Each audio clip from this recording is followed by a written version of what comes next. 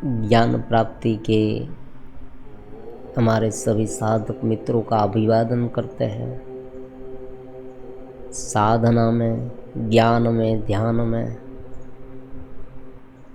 प्रगति हो, ऐसे शुभ संकल्प के साथ शुरू करते हैं आज का ज्ञान ध्यान। आज अलग अलग कमेंट्स भी मुझे मिलते हैं। उस कमेंट्स में एक जो कमेंट्स है वो मैं पढ़ता हूँ। उर्मिला जी हमें पूछते हैं कि गुरुदेव, ध्यान की अवस्था में आनंद उत्पन्न होता है, वह भी वृत्ति है? मुझे बहुत आनंद आया ये प्रश्न से। ध्यान की अवस्था में आनंद उत्पन्न होता है, वह भी वृत्ति है? एक प्रश्न। दूसरा प्रश्न, आनंद की प्रवाह पूरा शरीर भरा होता है, आनंद में पूरा शरीर भर जाता है, हम उसी में एकरूप हो जाते हैं, क्या ये सही मार्ग है? ये दो प्रश्न उर्मिला जी ने हमें पूछे हैं।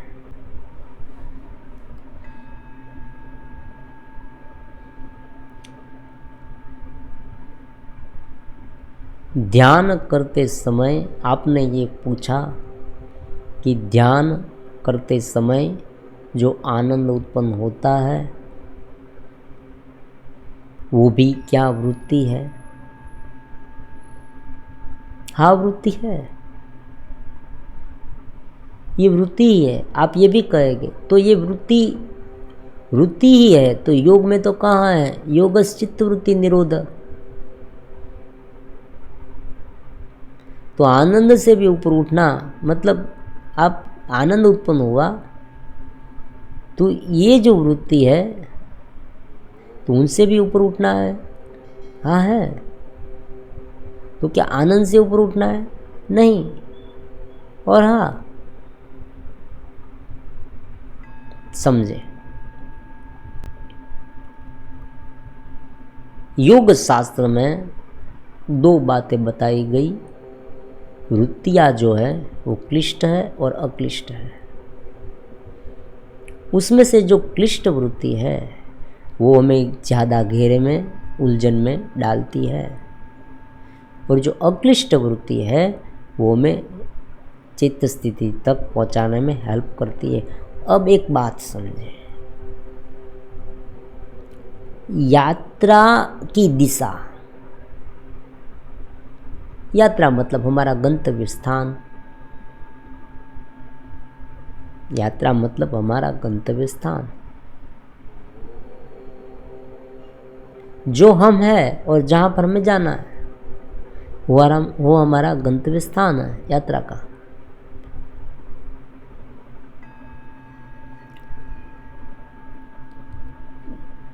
दिशा देने वाला मतलब दिशा में जो उस दिशा में हमें ले जाए। आप कोई भी रास्ते से चले लेकिन अंतर तो घटना चाहिए ना, आप समझ रहे हैं? अंतर घटना चाहिए।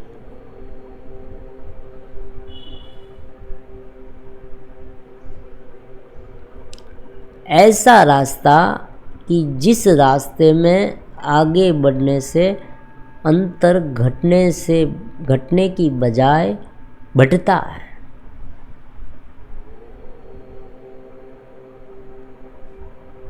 उस रास्ते का नाम क्लिष्ट वृत्ति है। अब एक आनंद जो आने लगा, मान लीजिए आपने ध्यान करने बैठे, आप इस तरह से और आनंद आने लगा तो आप एक धीरे धीरे आप ठहरते हैं, बात है, कुछ बनता है। और इस आनंद में कोई विषय नहीं होना चाहिए। विषय मन ही मन विषय का चिंतन करते हैं, कोई भी खान पान में कोई भी विषय है उनका चिंतन करते करते आप आनंद, ऐसी हाँ एक बात है, उनसे ऊपर उठना चाहिए। रसा उस विषय का आनंद भुगतने में नहीं रह जाना, ये बात है। यहाँ पर इतना छोटा सा डिफरेंस है कि गड़बड़ी होने की संभावना है। साधक कोई एक विषय को पकड़ लेता है, एकाग्रता भी एक विषय हो सकता है, मुझे आज एकाग्रता में आनंद आया, वो उसे वो पकड़ ले। उस समय आनंद आया था, अब आनंद नहीं आ रहा। चेतना का अपना आनंद थोड़ा डीप वाला है, थोड़ा ऊपर का है।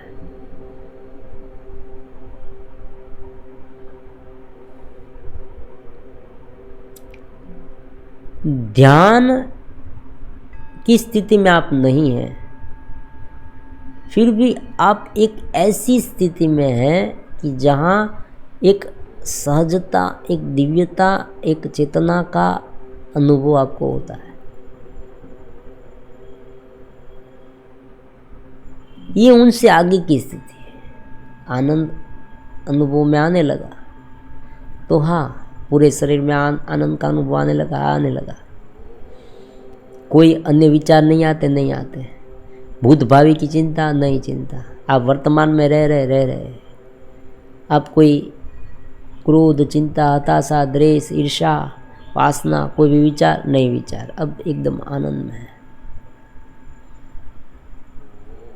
अब इस आनंद से अपने अस्तित्व को ढाले,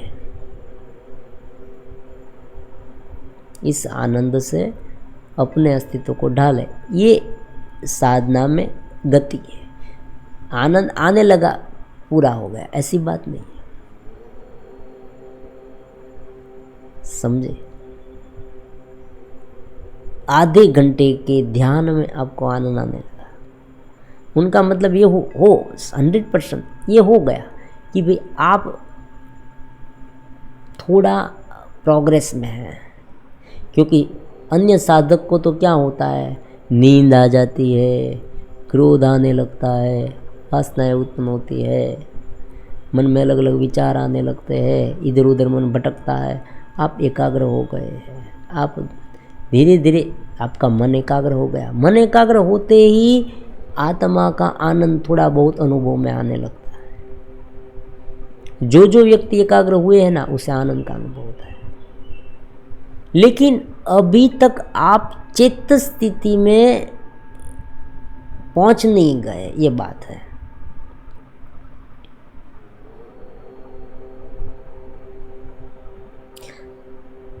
प्रयास शुरू रखेंगे, यात्रा निरंतर रहेगी तो चित्त स्थिति में तुरंत पहुंच सकते हैं। पहुंचने की संभावना अत्यंत बढ़ गई है। और यहाँ ये भी नहीं सोचना, ये नवीनतम बात है, कंपैरिजन करके अभी तक मैं चित्त स्थिति में नहीं पहुंचा हूँ तो आप जीवन भर दौड़ते ही रहेंगे। एक ठहर गए हैं, हाँ ये आनंद है, बस मुझे आनंद आ रहा, अब मैं चित्त स्थिति में हूँ। आप ये करें, फिर जो आपको विचलित करती है ना बात,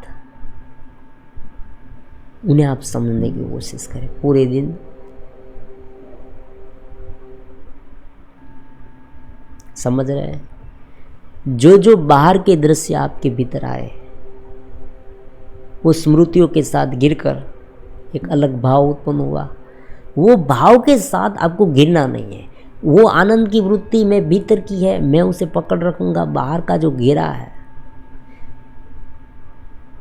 उसे सहजता से देखना है, सहजता से कार्य करना है। जो हमारे इंद्रिय जो है, खान पान अगर अलग अलग, उनसे जो होता है वो सहज रूप से करते जाए। और यहाँ पर भी कोई इंद्रिय ऐसी है कि जो हमें बार बार फंसाती है, तो उनको सहज करने के लिए हमें उन्हें सहज रूप से देखना है। हो सकता है तो उन्हें थोड़ा और ध्यान से करना है। मान लीजिए कोई व्यक्ति आपके घर में ऐसा है कि उनसे आपको बहुत चिढ़ है, इरिटेट होते हैं आप, तो उनके साथ समझकर आप एक बार उनसे, आपके मन में जो उनके प्रति द्वेष है वो हटाए, उसे सहज करें, उस द्वेष के साथ ना गिरे। इस तरह से छोटी छोटी बातों से आप प्रयास कर करके एक मोल्डिंग करने का काम करें। फिर ये चित्त स्थिति उभर कर आएगी, क्योंकि ये क्या है, घेरे से ऊपर की स्थिति है। ऊपर की स्थिति घेरा है हम, चित्त स्थिति। चित्त स्थिति में जाए तो गिरा धीरे धीरे मोल्ड हो जाएगा। और ये मोल्डिंग कैसा होगा? चित्त स्थिति के अनुरूप होगा। मतलब जो वृत्ति उत्पन्न हुई वो सीधी चली गई। आप काम कर रहे हैं तो काम होता रहे, इस तरह से सहज रूप से, सुचारू रूप से, आनंद से आप आनंद बरकरार रहेगा। आप उस काम की वृत्ति में, उस विचारों की वृत्ति में, उस क्रोध में, क्रोध आए तो भी कोई प्रॉब्लम नहीं, ऐसी बात नहीं, क्रोध आना ही नहीं चाहिए। गुस्सा आए भले आए, लेकिन उस गुस्सा आप पर हावी हो जाए, आपकी चित्त स्थिति को खा जाए, ऐसी बात नहीं होनी चाहिए। ये समझे, ये उनकी एडवांस स्थितियां है। धीरे धीरे धीरे धीरे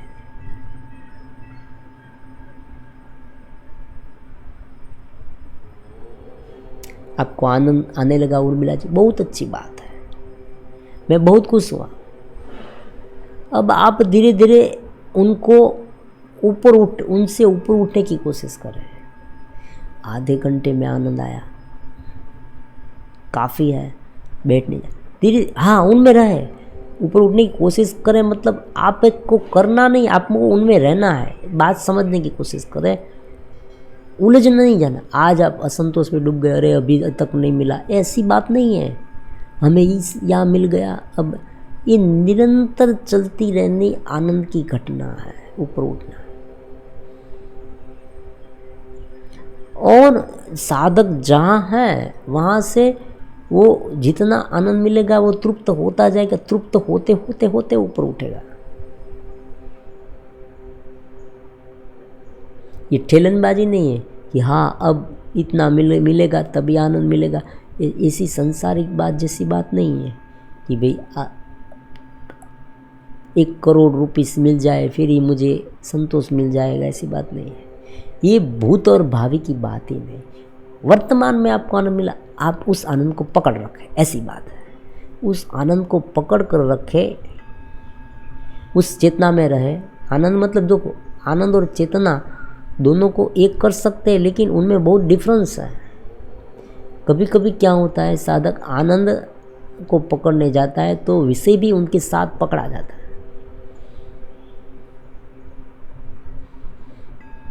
क्योंकि विषय के आधार पर आनंद मिला हुआ है, स्वतः आनंद है। स्वतः आनंद, देखो हम ऐसा कहेंगे, स्वतः आनंद को पकड़ कर रखें, चेतना के आनंद को, उस चेतना को पकड़ कर रखें। अब सहज है, दिन भर की प्रवृत्तियां है, सहजता से इस तरह से लंबे समय तक करेंगे, फिर आप में जो अनुभव होंगे, जो जिससे आप ऊपर उठेंगे, उनका वर्णन संभव नहीं है। अभी एक बात हो गई पूरे जीवन में, धीरे धीरे आपकी वाणी है, सद्भाव, आपको छोटी छोटी, आप नाचने को मन करेगा पूरी दिन। इतने, जिसे कहते हैं ना कि वृक्ष को देखकर आपको भी उस इतना आनंद आएगा।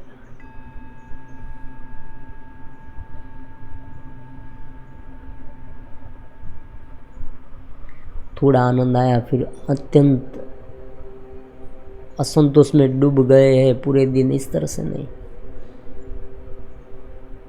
एक ऐसी प्रफुल्लितता छा जाएगी, सहजता आ जाएगी,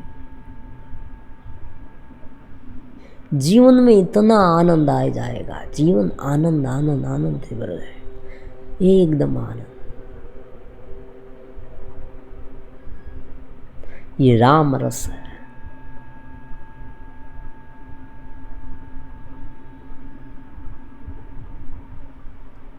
रोम रोम में बसे है मेरे राम, इस तरह से रोम रोम में आपको आनंद आए। जहाँ भी बैठे आनंद आएगा, मतलब बाहर से आएगा नहीं, आपको अपना स्वरूप का अनुभव सच सच। इसलिए आपने देखा होगा ना, भगवान इस तरह से ध्यान में बैठे हुए दिखाई देते, सौम्य स्थिति में बैठे हुए दिखाई देते हैं, क्योंकि वो भीतर से आनंद उसे आ रहा है और बाहर का घेरा काम कर रहा है, काम तो वो करता है, उसे ये एक ड्रामा लगता है, एकदम सहजता लगती है और वो अपना पूरा प्रयास करेगा, पूरी तरह से काम भी करेगा, लेकिन उस जो क्षण में आनंद का अनुभव होता है ना, वो मैं आपको शब्द से नहीं वर्णन कर सकता। इनके लिए आपको स्वयं अनुभव करना पड़ेगा।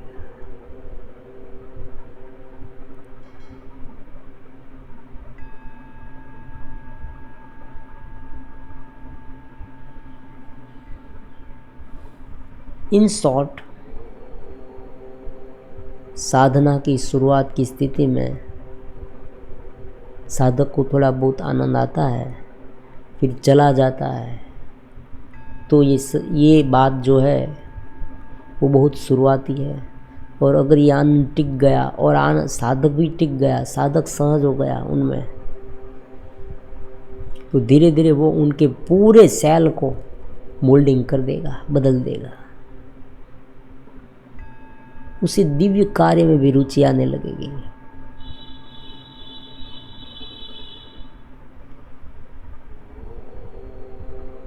उनका पूरा जीवन असामान्य होता जाएगा।